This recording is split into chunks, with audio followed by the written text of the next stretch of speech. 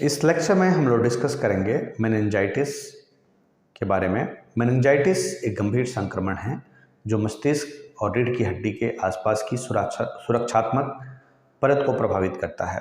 यह बीमारी bacteria, virus और फंगी के कारण हो सकता है।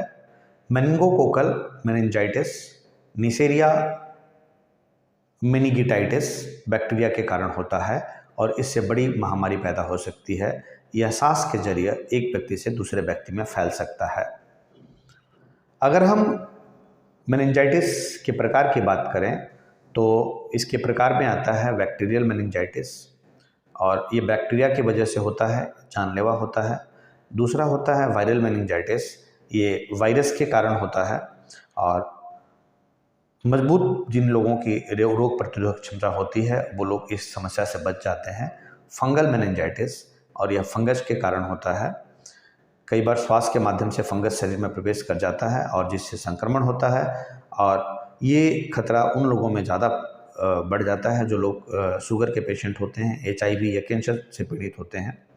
अगला होता है पैरासाइटिक मेनिंजाइटिस, और इस मेनिंजाइटिस के में जो संक्रमण होता है वो पैरासाइट की वजह से होता है जो दिमाग और तंत्रिका तंत्र पर दबाव डालता है, और इस प्रकार बैक्टीरियल मेनिंजाइटिस और वायरल मेनिंजाइटिस जितना आम नहीं होता है।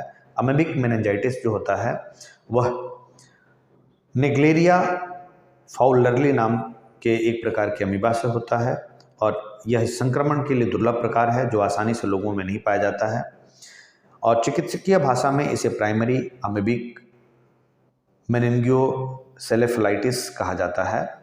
गैर संक्रामक मेनिंजाइटिस का यह प्रकार किसी संक्रमण की वजह से नहीं होता। इसके होने के कारण कुछ अन्य हो सकते हैं, जैसे सिर पर चोट लगना, कैंसर होना, ब्रेन सर्जरी या कुछ प्रकार की दवाई या ड्रग्स के रिएक्शन की वजह से। मेनिंजाइटिस के लक्षण की अगर हम बात करें तो इसमें व्यक्ति को बुखार, सिर दर्द, कपकपी, जोड़ों और मांसपेशियों में दर्द और अकड़न, हाथ और पैरों का ठंडा पड़ जाना, त्वचा का पीला पड़ना या होठों का नीला पड़ना आदि पाया जाता है।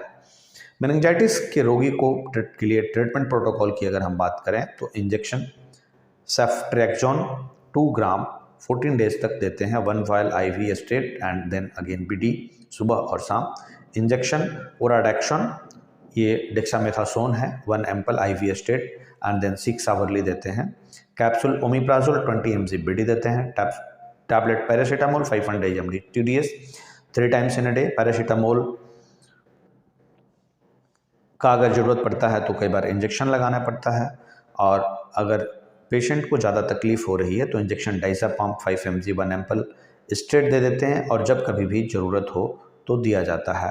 टैबलेट फेनोबार्बिटोन 30 mg रात को सोते टाइम देते हैं, और एक सिरप देते हैं फेनिटोनिन 100 mg 1 चम्मच दिन में 3 बार।